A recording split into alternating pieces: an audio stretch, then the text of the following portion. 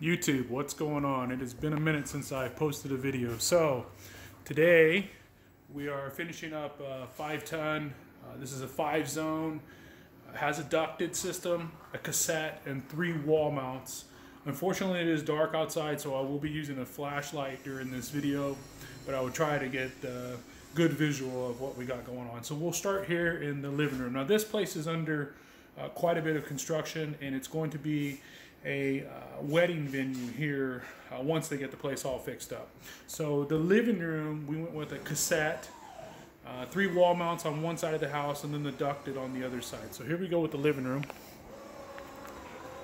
And so this is a 15K here, and it covers this living room space. And then you have the MHK1 thermostat, which is connected here to the cassette there. Going back to this side of the house, so we have a kitchen area here, which is complete remodel, but when it's done, it have nice throw straight across, and so I elected to use this location here so that you know, it's in heating, so it's blowing straight down, but we do have the ability to control the vanes and turn them so that it blows straight out, and cooling it naturally blows straight out, but we could change it any way we want in heating or cooling. Right now all zones are in heating and they are calling. So there's our kitchen zone. Now we have a bedroom back here, and so this one is actually right there on the wall, and I placed it there purposely so it would blow straight over here and get also the, I guess this would be the master bathroom area. So this is a 6K. It's just a little room here. Okay, and then we'll go over here. So there's another room off to our left from right here, and this is going to be, and there's a little noise in here with a drill going. This is going to be a game room, which we have a light. So this is the way it's set up, and this closet is eventually going to go. So I went ahead and used this location. Now that pops to outside. The kitchen actually goes into this closet space, which is eventually going to be tore out. This is where the old heater was, and we are just finishing up. Now you're going to find that all of our runs go actually up on this one. So drain line's going to go down, dive underneath the house, pop out outside of the house. This one is already outside. The other zone that you've seen in this master is outside, and then the cassette drain line runs to the back of the house over there on the other side of the kitchen. Now in the hallway, there was already an existing system in here, and they had like a 14 by 20 filter grill, a real small grill, but it was already there. And this is a pretty good location because actually we have a zone, a duct in there, a duct in here, one in here, one in here, and one in this room. So our unit is like from this light bulb right here back in the attic. And you'll notice that the way that I did this, so the return air is there. We put in a nice large 20 by 30 filter grill so that our velocities are real low.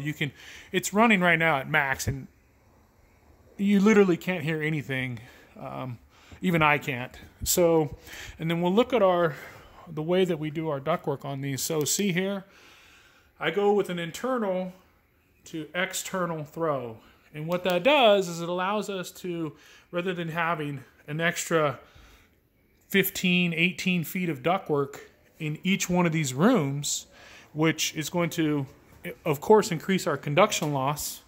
So by going just inside on the inside here, like so, it allows us to run very limited ductwork in the attic. And you'll see these two are the same way. We didn't move the louvers on this one because it's actually on someone's bed.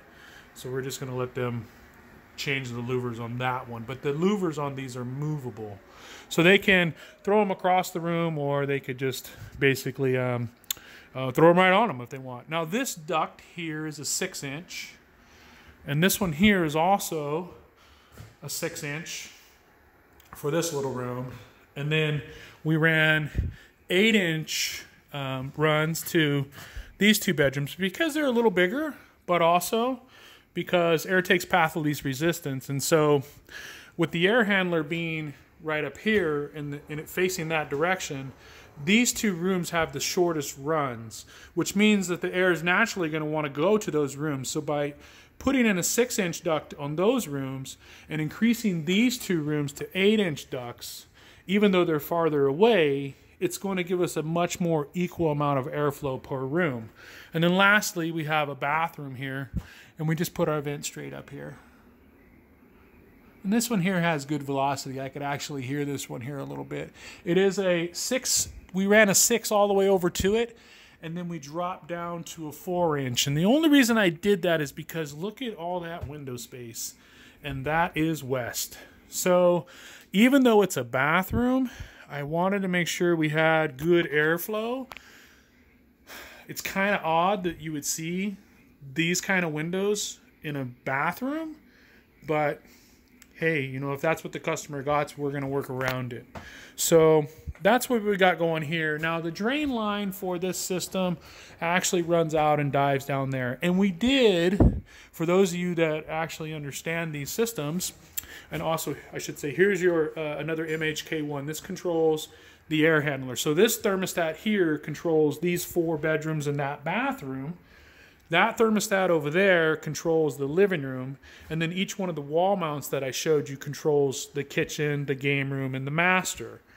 And then for the ducted version up here, we did add in a 3 kilowatt heat strip, so it has just a little bit of extra oomph if it needs to. Now, this is a 5-ton, so it does have a branch box, and that branch box is located roughly right up here.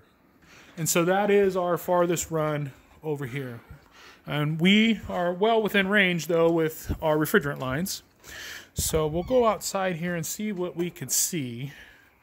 Now, I am on concrete all the way around the place, which makes it a little more difficult because we got to drip onto the concrete. And I don't prefer that, but I don't have a lot of options when we're on slab like this. So this is the bedroom unit here. And you can see that it pops out, and they are painting and everything, but then it goes right up into the attic, and then the drain line comes down to the ground. And I'm going to have my guys cut these up a little bit because I think they're a little bit too low to the ground, and they could get plugged up pretty easy. So we'll have them cut that. They're doing cleanup right now. Outdoor unit is over here, and it is running. And that is your maximum capacity. So you can hear it. It's not where you can't hear it at all, but it is pretty quiet. And so we have the one piece of track that comes down, and then we pull the electrical right out of the track and over to the disconnect, and then that over to here. Once that's all painted, honestly, you're not going to see probably anything there. Outdoor unit, 5-ton, and we just put the lag bolts on the ground there so that it's all bolted into the pad. And then we have the one more outdoor unit over here. I was really hoping to finish this earlier when it was daylight so you guys could have got a good visual, but we'll work with what we got. So this is that game room, pops out, and we just dive right back up into the attic. And then the drain line comes down and condensates onto the concrete, unfortunately. However, the nice thing about these units, especially here in California, because we have very little humidity, they don't condensate a whole lot of water unless it's like really hot outside. And then typically if it's really hot, 100 degrees outside, well, then it's going to dry on the concrete pretty quick. However, it will stain the concrete eventually and put a little bit of green marking on it that they'll need to address. This is our drain line over here for the ducted zone. It comes out here straight down to the ground. All right, guys. Well, thank you for watching.